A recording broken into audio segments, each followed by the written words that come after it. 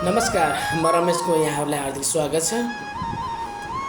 आज म दङ्गीशरण गाउँपालिका वडा नम्बर 2 मा बस्ने सोनाम बुढा मगरको लागि केही सहयोग रकम लिएर उपस्थित भएको छु।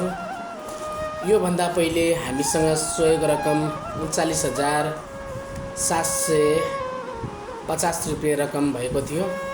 अहिले भने हामीसँग 25,000 रुपियाँ नगद सङ्कलन भएको छ। यो रकम देख्न सक्नुहुनेछ। यो देश विदेशमा रहनुभएका मेरा आदरणीय दाजुभाइ तथा दिदीबहिनीहरूले सहयोग गरेको रकम हो। सोनाम बुढा मगरको लागि चाहिँ सहयोग गरेको रकम हो। आज म सोनाम बुढा मगर चितवनमा रहेको भरतपुर क्यान्सर हस्पिटलमा हुनुहुन्छ। उहाँको उपचारको लागि मैले यो रकम पठाउँदैछु। आज तपाईहरूलाई सम्पूर्ण जतिले चाहिँ मलाई अहिले सोनाम बुढा मगरको लागि चाहिँ सहयोग गर्नुभएको थियो त्यो रकम मेरो खातामा आएर मैले सोनाम बुढा मगरलाई चाहिँ पठाउँदैछु।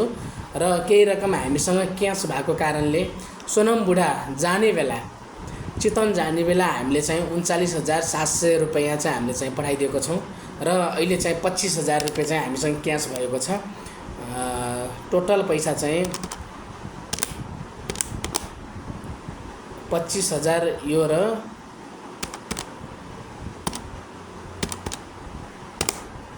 39,750 गरेर 64,750 रुपियाँ हामीसँग अहिले नगद उठेको थियो।